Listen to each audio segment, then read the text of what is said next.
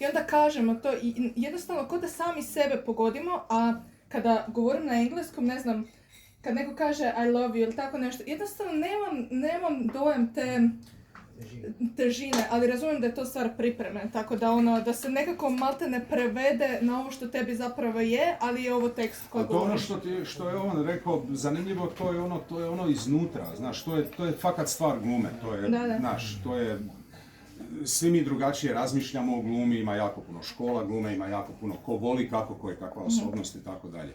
Ali, po mom mišljenju, meni kad nešto ne funkcionira, ako se tako čujem ili nešto, znači da nešto tu ne valja, nije dobro. Onda se trebaš vratiti na to i naprosto raditi na tome. Ja nekad, znaš, odeš u kazalište i vidiš kolegu na sceni i misliš se, dobro je to, ali taj tekst toliko puno više toga pruža, tu si još mnogo od toga napraviti, to je domaći rad, nije napravljen do kraja.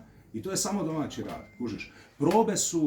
Probe su da ti zapravo, opet, ljudi, sorry, ovo je moje mišljenje, nemojte me, ja sve savjete čujem, na jedno uho uđe, na drugo izađu, ono što mi se svidi, poslušam, što mi se ne svidi, tako i vi mene.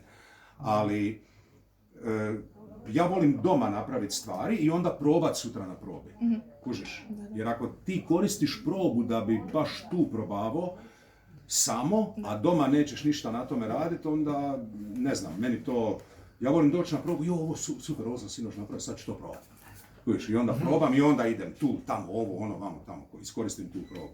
Ali samo na probama, znaš, i onda kad radiš audiciju, nemaš to neko iskustvo rada doma i onda te ta audicija, jer ne radiš sa prijateljima, nemaš proba na audiciji, ti si sam redatelj, sam si, nema profesora, nema nikoga. Kužiš? Tako da to je taj domaći rad i priprema. Hvala. Gorane, moje time hvala za ovo stvarno.